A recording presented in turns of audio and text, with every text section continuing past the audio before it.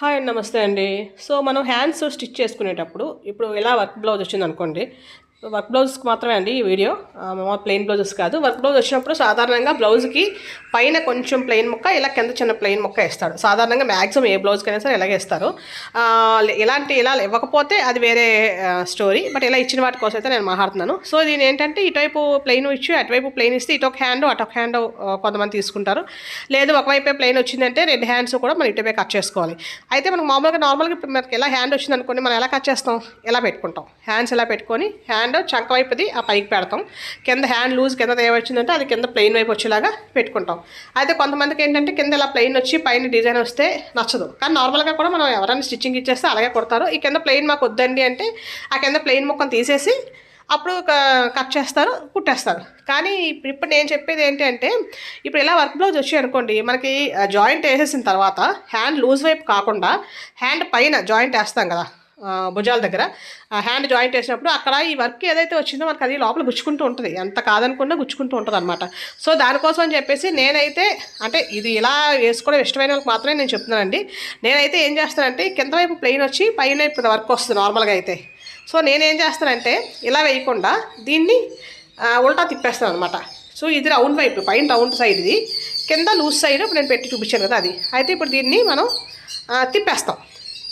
తిప్పేస్తే మనకి ఏమవుతుందంటే అప్పుడు ప్లెయిన్ పైకి వస్తుంది, వర్క్ కిందకు వస్తుంది. అర్థమైందండి? ఇప్పుడు నేను తిప్పి చూపిస్తాను. నేను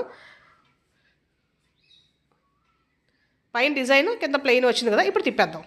సో ఇలా సేమ్ ఆల్రెడీ మనం లైనింగ్ క్లాత్ కట్ చేసి ఉంచుకున్నాం కదా, ఇలా తిప్పేస్తే. అయితే కొంతమంది ఇలా ఇష్టపడరు, పైన ప్లెయిన్ కొంచెం మొక్క వస్తుంది హ్యాండ్కి, పైన కొంచెం ప్లెయిన్ మొక్క వచ్చి కింద డిజైన్ వస్తుంది. అలా కొంతమంది ఇష్టపడరు. ఇష్టపడలేని వాళ్ళ కోసం కాదండి ఇది. ఓన్లీ కంఫర్ట్గా ఉండాలి, మాకు ఎలా అయినా ఓకే అనుకునే వాళ్ళకి.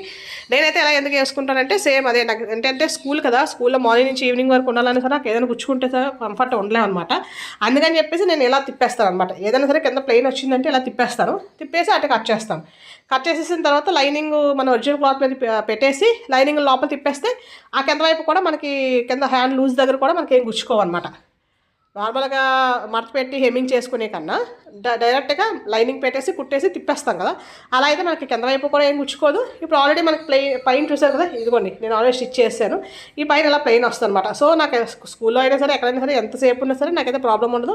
ఎక్కడ కూడా చక్క దగ్గర కానీ ఇక్కడ భుజం దగ్గర కానీ ఎక్కడ కూడా గుచ్చుకున్నట్టు అనిపించదు అనమాట. ఎంత చిప్ వర్క్ అయినా లైట్గా చిప్ వర్క్, ఇది ఇంకా లైట్ చిప్ వర్క్. కొన్ని అయితే ఇంకా బీడ్ వర్క్స్ అవి కూడా ఉన్నాయి, నేను ఆల్రెడీ చూపించానండి. అలా బీడ్ వర్క్ వచ్చిన వాటికి ఇలాంటి వాటికి ఎతకాల డోరీ కూడా ఎలా చేసుకోవాలి అదే క్లాత్లోంచి అనేది కూడా నేనైతే వీడియో అయితే అప్లోడ్ చేశానండి. ఒకసారి చూడండి. నార్మల్గా వర్క్ వచ్చిన వాటికి డోరీ చేయాలంటే చాలా కష్టం, ఎందుకంటే అంత వర్క్ ఉంటుంది కదా, మనకు తిరగదు క్లాత్.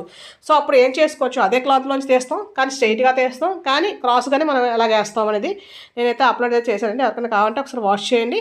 అలాగే కనుక వీడియో నచ్చితే కనుక సబ్స్క్రైబ్ చేసుకుని లైక్ చేయండి, షేర్ చేయండి, కమెంట్ కూడా చేయండి. ఏముందో నాకు కూడా తెలుస్తుంది ఏంటి అనేది. థ్యాంక్ యూ అండి.